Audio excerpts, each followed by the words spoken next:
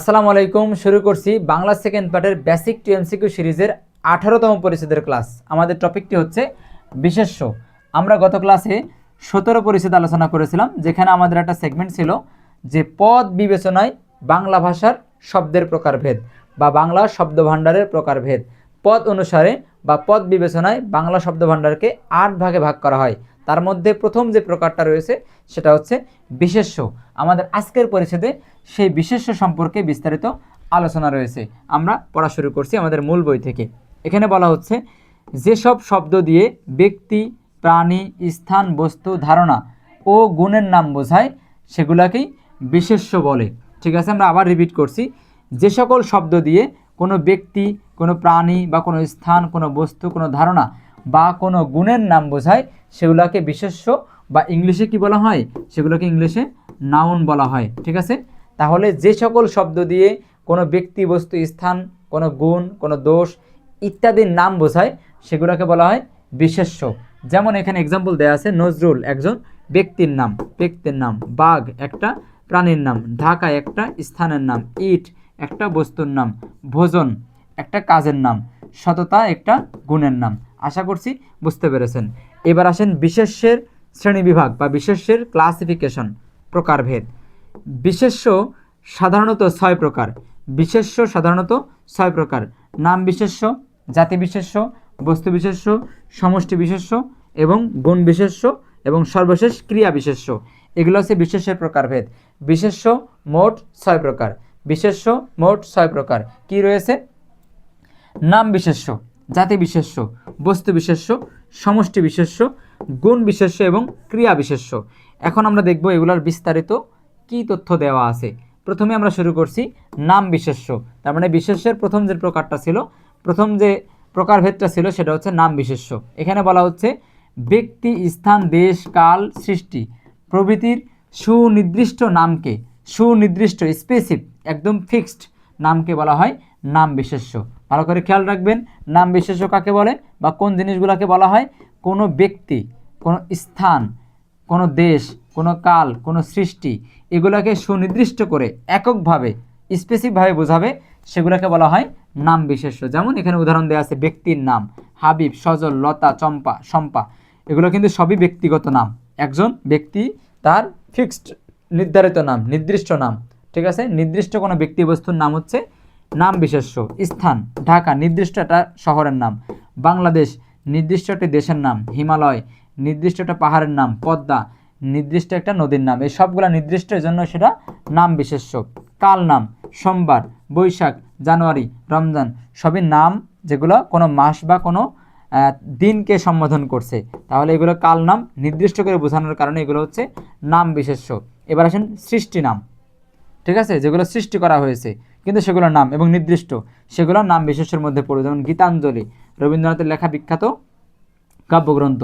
সঞ্চিতা এটাও এটাও এটাও রবীন্দ্রনাথের। এবার হচ্ছে ইত্তেফাক, এটা হচ্ছে একটা কিসের নাম? খবরের কাগজের নাম। অপরাজেয় বাংলা, যেটা মনে হয় রাজশাহী বিশ্ববিদ্যালয়ের একটা মূর্তির নাম, স্ট্যাচুর নাম। তাহলে এগুলো সৃষ্টি নাম, মানে সৃষ্টি করা হয়েছে এবং সেগুলোকে স্পেসিফিক নির্দিষ্ট করে বোঝাচ্ছে, সেগুলো হচ্ছে নাম বিশেষ্য। আশা করছি নাম বিশেষ্য বুঝতে পেরেছেন। এবার আসেন 2 নম্বর প্রকার বিশেষ্য, সেটা হচ্ছে জাতি বিশেষ্য। কি সেটা? জাতি বিশেষ্য।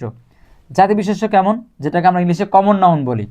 জাতি বিশেষ্য সাধারণ অর্থে বিশেষ্য নামে পরিচিত, সাধারণ বিশেষ্য নামে পরিচিত। মানে জাতি বিশেষ্যটা মাঝে মধ্যে সাধারণ বা কমন, ঠিক আছে, কমন নাউন হিসেবে পরিচিত। যেমন এই ধরনের বিশেষ্যে নির্দিষ্ট কোনো কিছুকে না বুঝিয়ে, ঠিক আছে, প্রাণী বা অপ্রাণীর সাধারণ নামকে বোঝায়। নির্দিষ্ট করে না বোঝায়, ওই জাতীয় সকলকে একসাথে বোঝায়। যেমন আমরা বলছিলাম নজরুল একজন নির্দিষ্ট ব্যক্তির নাম, কবির নাম। যখন বলছি মানুষ, তখন কি নজরুলকে একা বোঝাচ্ছে না, আমাকে বোঝাচ্ছে, আপনাকে বোঝাচ্ছে, আপনাকে বোঝাচ্ছে, সবাইকে একত্রে বোঝাচ্ছে। তাহলে যেই নাম দিয়ে, যেই নাউন দিয়ে, যে বিশেষ্য দিয়ে এক জাতীয় সকলকে একসাথে বোঝায়, এক জাতীয় সকলকে একসাথে বোঝায়, সেটা হচ্ছে নাম বিশেষ্য। আমি আপনাকে 3টা বিশেষ্য একসাথে শেখাচ্ছি: নাম বিশেষ্য, জাতি বিশেষ্য এবং সমষ্টি বিশেষ্য। 3টা একসাথে বলি। সাকিব আল হাসান সবাই চিনেন, তাই না? সাকিব আল হাসান নিয়ে বলি। সাকিব আল হাসান তিনি একজন ভালো মানুষ, ভালো না খারাপ সেটা পরে, তিনি একজন মানুষ, তাই তো? সাকিব আল হাসান তিনি একজন মানুষ। তিনি বাংলাদেশের ক্রিকেট টিমের একজন সদস্য। এইবার এর মধ্যেই নাম বিশেষ্য, জাতি বিশেষ্য এবং সমষ্টি বিশেষ্য আপনার জন্য একেবারে ক্লিয়ার হয়ে যাবে। আসেন, সাকিব আল হাসান কি? নির্দিষ্ট একটা ব্যক্তির নাম। সাকিব আল হাসান নির্দিষ্ট একটা ব্যক্তির নাম, এজন্য সাকিব আল হাসান কি? নাম বিশেষ্য। কারণ নির্দিষ্ট ব্যক্তি, বস্তু, স্থানের নামকে কি বোঝানো হয়, কি বলা হয়? নাম বিশেষ্য বলা হয়। ইংলিশে এটাকে বলে প্রপার নাউন। পরবর্তী আসেন, সাকিব আল হাসান একজন মানুষ। সাকিব আল হাসান একজন মানুষ, তাহলে সাকিব আল হাসান যে মানুষ, এই মানুষটা একটা নাম, একটা বিশেষ্য। এই মানুষ দিয়ে কি সাকিব আল হাসানকে একা বোঝাচ্ছে না? এই যত মানুষ আছে, আফ্রিকান হোক, ইন্ডিয়ান হোক, পার্সিক হোক, রোমান হোক, তাই না, যেটাই হোক না কেন, যে দেশের অঞ্চলের লোক হোক না কেন, তাকে কিন্তু মানুষ দিয়েই বোঝানো যায়। তার মানে যেই শব্দ দিয়ে এক জাতীয় সবাইকে একসাথে বোঝানো হয় সেটাকে বলা হয় জাতি বিশেষ্য। তাহলে মানুষ একটা জাতি বিশেষ্য, ঠিক আছে, বা ইংলিশে বলা হয় কমন নাউন। এবার আসেন সমষ্টি বিশেষ্য বা ইংলিশে বলা হয় কালেকটিভ নাউন। সেটা কেমন?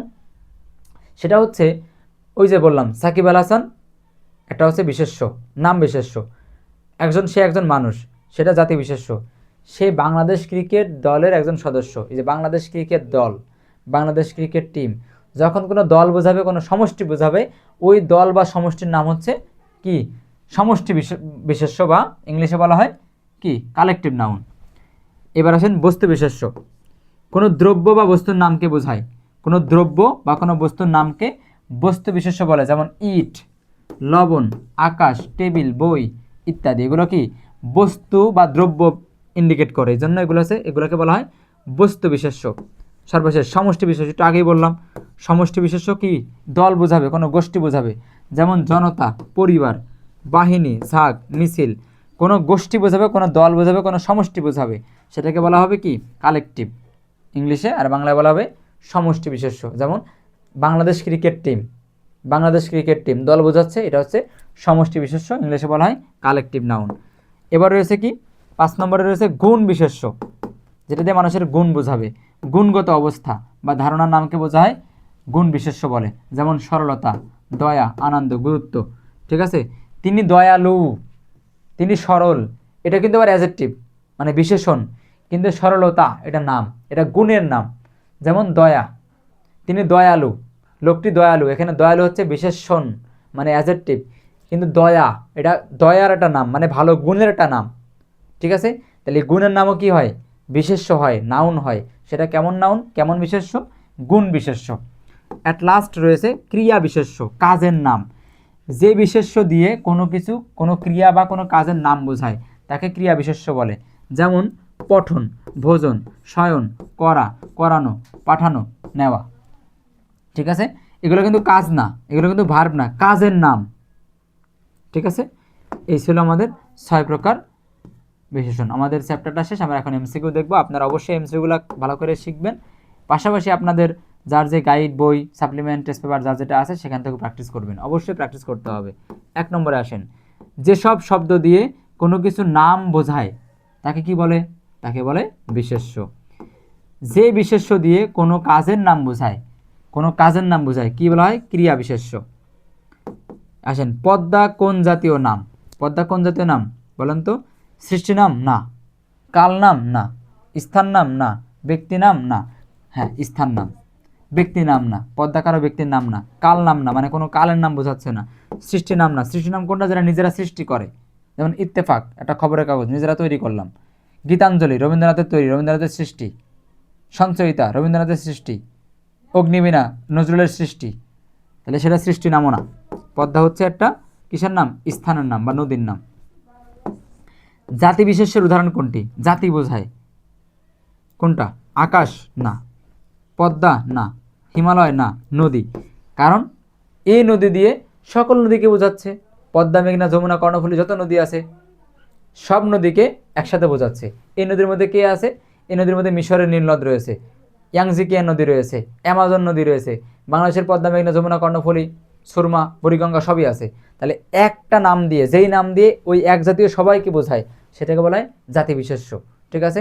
তাহলে এই নদী দ্বারা ওই জাতীয় সবাইকে একসাথে বোঝাচ্ছে, নদী জাতীয় সবাইকে বোঝাচ্ছে, বাংলাদেশের নদীকেও বোঝাচ্ছে, আমেরিকান নদীকে বোঝাচ্ছে, সকল দেশের নদীকে বোঝাচ্ছে, এজন্য এটা কি? জাতি বিশেষ্য।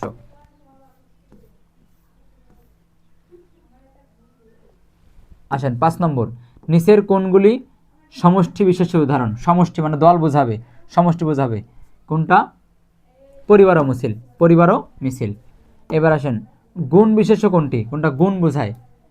কোনটা? সততা। সৎ এটা কিন্তু অ্যাডজেক্টিভ মানে বিশেষণ, কিন্তু সততা এটা একটা গুণের নাম, এটা হচ্ছে বিশেষ্য বা নাউন।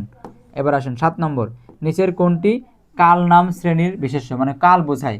বৈশাখ, তাই না? কাল বোঝায়। আর নেই, 18 পরিচ্ছেদ শেষ করলাম। আপনারা আশা করছি ক্লাসগুলো মনোযোগ সহকারে করছেন। আপনাদেরকে অবশ্যই এটা দায়িত্ব দিয়ে রাখবো, আপনারা আপনাদের এই ক্লাসগুলো আপনাদের ছোটদের কাছে বা আপনাদের ফ্রেন্ড সার্কেলের কাছে আপনারা শেয়ার করবেন, কারণ বেশি রেকমেন্ড হলে আমি আরও ক্লাস দিব। পরীক্ষা তো চলে আসলো, ঠিক আছে? সর্বোচ্চ শেয়ার করেন, আপনারা লাইক কমেন্ট শেয়ার করেন, তাহলে কিন্তু আমি পরবর্তী ক্লাসটা দেওয়ার আগ্রহ আমার থাকবে এবং সেটা চেষ্টাও করব। ঠিক আছে, ভালো থাকেন, পড়াশোনা করেন। বাংলা সেকেন্ড পার্টে সর্বোচ্চ মার্ক তুলতে হবে। অনেকে বাংলা ফার্স্ট পার্ট খারাপ হয়েছে, বাংলা সেকেন্ড পার্টে সর্বোচ্চ মার্ক তুলে 2টা অ্যাভারেজে আমাদের A+ পেতে হবে। ঠিক আছে, সবার জন্য দোয়া থাকলো। আসসালামু আলাইকুম রহমতুল্লাহ।